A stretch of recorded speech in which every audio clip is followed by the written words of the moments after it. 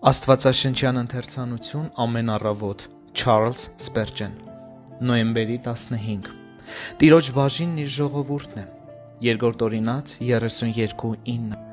Այդ ժողովուրդն Աստծուն էր դարձել ընտրության արդյունքում Աստված ընտրել էր նրան և շրջապատել իր սիրով անկախ արժանիքներից որոնք այդ ժամանակ ուներ ժողովուրդը Նա ողորմեց նրանց ում ուզում էր ողորմել գթած նրանց ում ուզում էր գթալ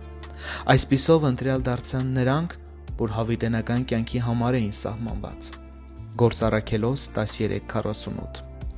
Նրանք նրանն են ոչ միայն ընտրությամբ, այլև փրկագնման արդյունքում Դա նրանց համար փրկագին վճարեց ամենաթանկ գնով Այստեղից փրկչի նրա կոչման մեջ չի կարող լինել ոչ մի կասկած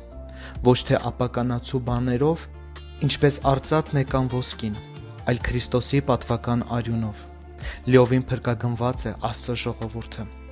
Նրա գույքի համար գրավ գոյություն չունի Ոչ մի հայց չեն կարող ներկայացնել Հայցվորները գինը վճարված է, բայց դատավորության ընթացքում և եկեղեցին Տիրոջ սեփականությունն է հավիտյան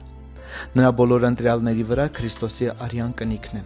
Որն անտեսանելի է մարդու աչքի համար Բայց տեսանելի է Քրիստոսին Քանի որ Տերը ճանաչում է նրանց, որ իրենն են Նա երբեք չի մոռանում իր փրկագնվածներին Նա հաշվում է իր ոչխարներին Որոնց տվել է իր կյանքը և հիշում է եկեղեցին, որի համար ընդունել է մահը Նրանք նրանն են հաղթանակի արդյունքում Ինչ մարտի մեջ էլ մտել նա մեզ հետ, որպեսզի գրավի մեզ Որքան երկար է տևել մեր սրտերի պաշարումը Որքան հաճախ է նա մեզ ներկայացնել հանձնվելու պայմանները Իսկ մենք մեզ շրջապատել ենք պատերով և փակել դարպասները Հիշում ենք արդյոք այն փառավոր պահը, երբ նա գրոհով գրավեց մեր սիրտը Նա իր խաչը հենեց պատին, բարձրացավ մեր պատնեշների վրա և մեր ամրոցի վրա կանգնեցեց ամենազոր ողորմածության արյամբ կարմիր ներկված դրոշը Այո, մենք իրոք նրա ամենազոր սիրո գերիներն ենք, ընտրված, փրկագնված, գրավված Մեր երկնավոր Տիրակալը մեր հանդեպ անպատմելի իրավունք ունի և մենք ուրախ ենք նրա համար, որ չենք կարող պատկանել ինքներս մեզ